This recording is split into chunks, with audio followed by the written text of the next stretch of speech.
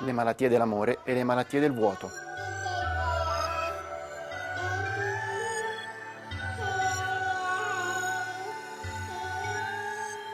Beh, di fronte al giudizio che poniamo sulla sofferenza psichica, appare sempre più evidente qualche cosa che va in qualche modo al di là della psicopatologia classica. Mi spiego per chi mi ascolta. La psicopatologia classica costruisce i disturbi della psiche secondo categorie statiche, cioè, ovvero un insieme di elementi, sintomi per esempio, che si rinchiudono in sindromi e a partire dai quali tu puoi dire che un paziente ha quella o quell'altra malattia. Un po' come avviene sostanzialmente, come avviene nella medicina. E le cose stanno da qualche decennio cambiando profondamente. Direi che siamo di fronte da una parte ai grandi modelli di classificazione delle sofferenze dell'anima che tentano in qualche modo, io direi disperatamente, di tenere la carta geografica delle patologie sotto controllo, e dall'altra nella vita quotidiana dei nostri pazienti, ma anche di chi li cura a vari livelli, le cose si stanno in qualche modo, anche lì, in qualche modo come nella società, fluidificando. Tant'è vero che oggi si parla, in termini anche scientifici, ovvero nei testi scientifici, di clinica della precarietà, ovvero clinica, quindi patologie, malattie, sofferenze, che sono l'espressione non tanto di strutture psicopatologiche precise, quindi di appartenenze precise, come se appartenessimo a una nazione, come se la dimensione identitaria anche del malato fosse ben chiara, ma a condizioni, a vissuti, in qualche modo che sono estremamente liquidi, estremamente contaminanti l'uno con l'altro. Si potrebbe quasi dire, lo dico con una battuta un po' simpatica anche se poco scientifica, non ci sono più i matti di una volta.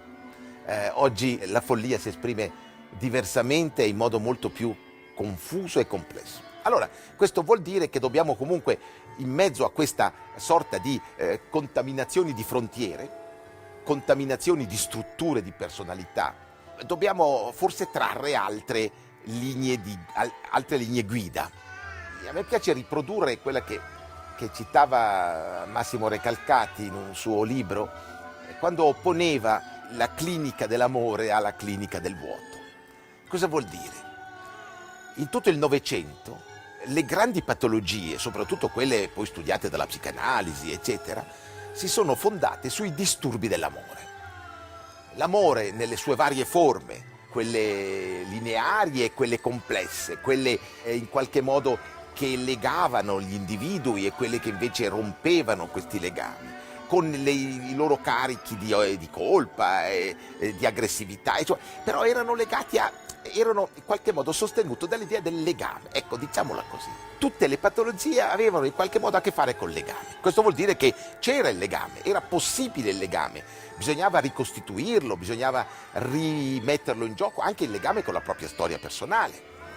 E oggi il panorama è molto diverso. La clinica del vuoto vuol dire che tu hai dei soggetti che non hanno storia, che non hanno possibilità di recuperare i tracciati della propria vita, che hanno dietro di sé il bianco, non i conflitti familiari, i conflitti parentali, come dire, le grandi costellazioni edipiche, eccetera. No, semplicemente il vuoto. Non sanno, sono, come dire, come se non fossero mai nati in qualche modo e cresciuti, fino al momento in cui una patologia, che sono patologie poi naturalmente tendenti a riempire il vuoto, le patologie alimentari, le patologie della dipendenza, le patologie delle varie dipendenze, da quelle alle droghe a quelle alla web addiction, a mille forme di quelle dipendenze, oltre a quelle alimentari, oltre alle forme di depressioni in qualche modo particolari, che non sono più le depressioni di perdita come le abbiamo conosciute. Beh, tutto questo universo in qualche modo si potrebbe dire che sono proprio forme di una clinica contro l'amore, anti-amore o senza amore, dunque senza legame erotico, che è come dire, la dimensione della vita, perché Eros è la dimensione della vita. E questo significa che anche, che di nuovo possiamo dire che molti dei nostri pazienti che vivono queste condizioni, quelle che si chiamano oggi le condizioni limite, le patologie limite, in cui si mette un po' di tutto, ma in questo essere un po' di tutto nelle sue varie forme vuol dire che si sta allargando questa zona che non ha più confini. Beh, dentro di nuovo questi pazienti ci segnalano non soltanto un problema loro o un problema che attiene a chi si occupa di malati, alla psichiatria, eccetera, ma un problema collettivo, un problema globale.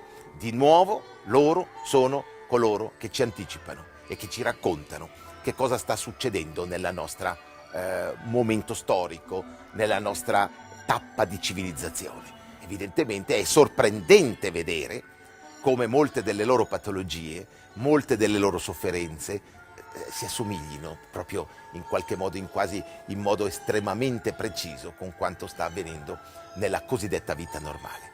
E di nuovo, diciamo, la parola chiave che diventa il filo rosso, se vogliamo, di questi nostri discorsi è la parola vuoto, la parola deserto, deserto desertificato, deserto che in qualche modo non ha nemmeno più le isole sognate, desiderate, perché queste patologie sono le patologie dell'antidesiderio, il desiderio che costruiva l'utopia, che costruiva l'orizzonte e si è spento in una sorta di quotidianità fatta di cose che devo ingoiare per tentare di sopravvivere all'abisso che si è aperto dentro di me.